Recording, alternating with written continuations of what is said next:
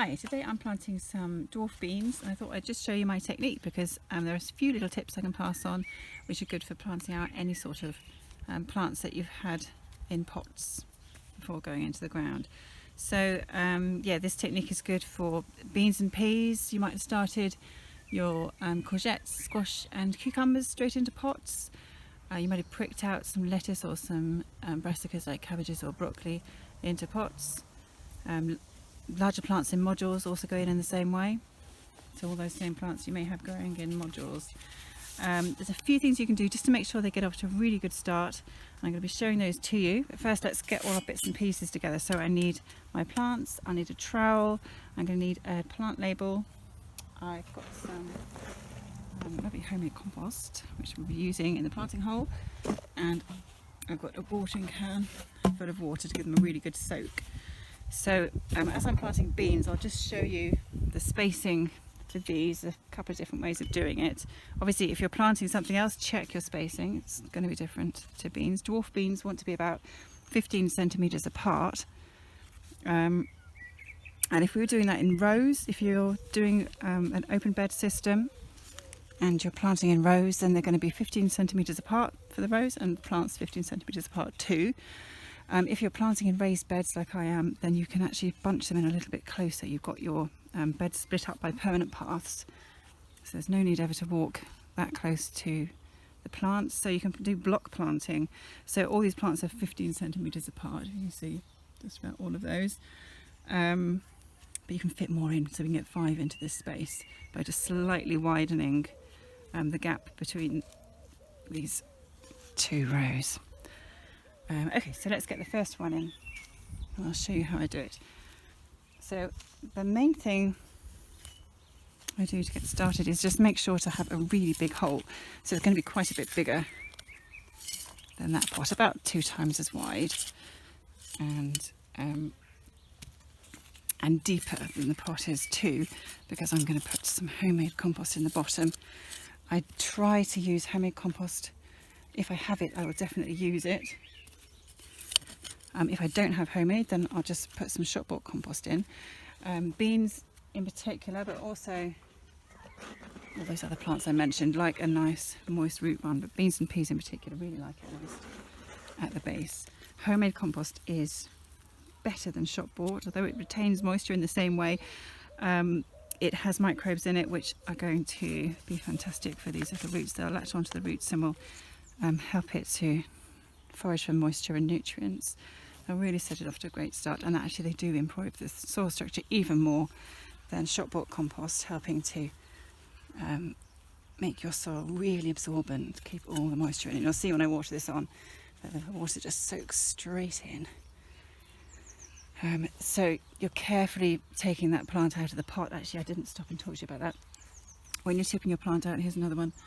Fingers either side of the plant, tip it upside down and give it a little tap, and the whole thing comes out very gently. You don't want to squeeze that, don't pull it by the stem, because this needs to be really, really carefully looked after. It's got all the feeding tubes in there, so be really gentle with that. And I did also just tease out the roots as well. You can see little roots coming around, so I'm going to tease these out when I put them in, so they're ready to spread outwards rather than being stuck in that round and round direction. I planted it a little bit deep, making sure that I haven't planted the growth point. You've got the growth point at the top here, and if that gets near to the soil, I wouldn't want to put it in that deep, because there's a chance of rotting that and then the plant won't grow. But I did bury a bit of the plant stem in just to give it that extra bit of stability, and I've firmed the soil down here nicely. And that's about it. Exactly the same technique then for your courgettes and your brassicas.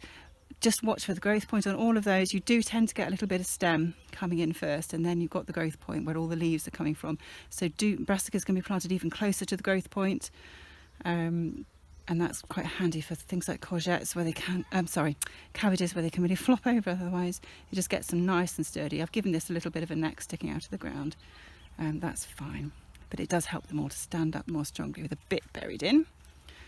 That's done. And now we'll just water it in. I'll show you how much I do. Obviously if I was doing the whole block, I wasn't doing this film, I plant the whole block before I water it. And I give it loads of water, so that really soak into the roots. Just imagine it's got to get right down to the plant roots. so that it's being watered right from underneath, and those little roots be reaching down into the soil where you want them to be, where the deeper water stays underground for longer in hot days like we're getting today.